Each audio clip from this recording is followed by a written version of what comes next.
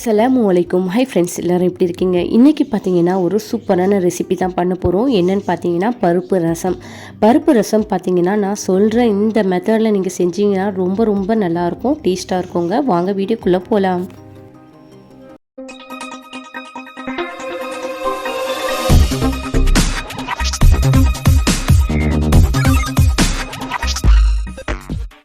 எந்த பாத்திரத்தில் நம்ம ரசம் வைக்க போகிறோமோ அந்த பாத்திரத்தை ஸ்டவ்வில் வச்சுக்கலாம். இப்போ இதுக்கு தேவையான அளவு ஆயில் ஊற்றி ஃபர்ஸ்ட் பார்த்திங்கன்னா நம்ம கடுகை இது கூட சேர்த்துக்கலாம். கடுகு நல்லா பொரிஞ்சு வர வரைக்கும் இதை நல்லா ஃப்ரை பண்ணி விட்டுக்கலாம். அடுத்ததாக பார்த்தீங்கன்னா கருவேப்பிலை பார்த்தீங்கன்னா எப்போவுமே நம்ம எந்த டிஷ் பண்ணாலுமே கருவேப்பிலை பொடிசாக நறுக்கி போட்டுக்கோங்க. இதனால் பார்த்தீங்கன்னா இந்த கருவேப்பிலையை நம்ம தூக்கி போடவே மாட்டோம், கண்டிப்பாக இது நம்ம வயிற்றுக்கு போயிடுங்க.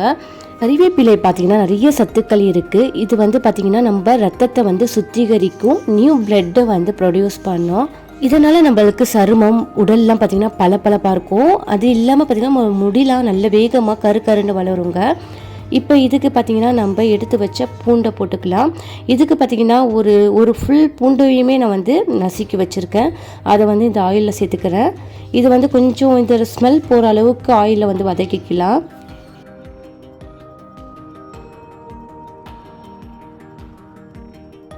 அடுத்ததாக பார்த்தீங்கன்னா இதுக்கு நான் கட்டி பெருங்காயம் எடுத்திருக்கேன். கட்டி பெருங்காயம் இதுக்கு 2 பீஸ் அளவுக்கு எடுத்திருக்கேங்க.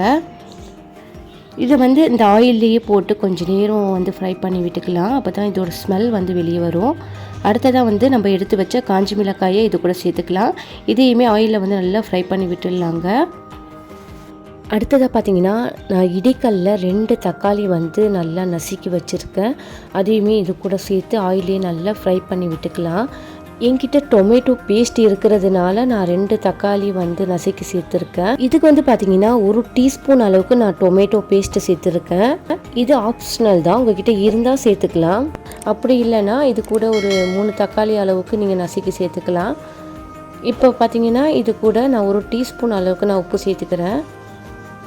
இதில் சேர்த்துருக்கிற தக்காளி வதங்கிறதுக்காக உப்பு சேர்த்துக்கிறேன். அடுத்ததாக இது கூட நம்ம மல்லித்தலை ஆட் பண்ணிக்கலாம். இப்போ இதையுமே நம்ம ஆயிலில் ஃப்ரை பண்ணி விட்டுக்கலாம். அடுத்ததாக நான் இதுக்கு ஒரு 50 கிராம் அளவுக்கு துவரம் பருப்பை ஊற வச்சு இதை வேக வச்சு எடுத்துக்கிட்டேங்க. இதையுமே இது கூட நம்ம சேர்த்துக்கலாம். இந்த துவரம் பருப்பு இல்லாமல் நம்ம பாசி பருப்பு கூட நம்ம இது மாதிரி வேக வச்சு சேர்த்துக்கலாங்க. அதுவுமே டேஸ்ட் ரொம்பவே நல்லாயிருக்கும்.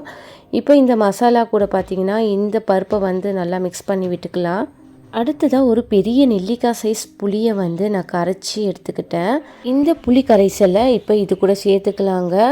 அடுத்ததாக பார்த்தீங்கன்னா 3 மீடியம் சைஸ் தக்காளி நான் பேஸ்ட்டாக அரைச்சி வச்சுருக்கேன். அதையுமே பார்த்தீங்கன்னா இப்போ இது கூட சேர்த்துக்கலாம். ரசத்துக்கு பார்த்தீங்கன்னா எப்போவுமே புளியை கம்மி பண்ணிக்கிட்டு தக்காளி நம்ம அதிகமாக சேர்த்துக்கிட்டா ரசத்தோட டேஸ்ட்டு பார்த்தீங்கன்னா அல்டிமேட்டாக இருக்கும். இப்போ தக்காளி பேஸ்ட்டை சேர்த்ததுக்கப்புறம் இதுக்கு தேவையான அளவுக்கு நம்ம தண்ணீர் சேர்த்துக்கலாம். இப்போ இதை ஃபுல்லாக மிக்ஸ் பண்ணி விட்டதுக்கப்புறம் இதுக்கு தேவையான மசாலா சாமான் சேர்த்துக்கலாம். இதுக்கு பார்த்திங்கன்னா நான் ரசப்பொடி, கடை ரசப்பொடி தாங்க எடுத்திருக்கேன்.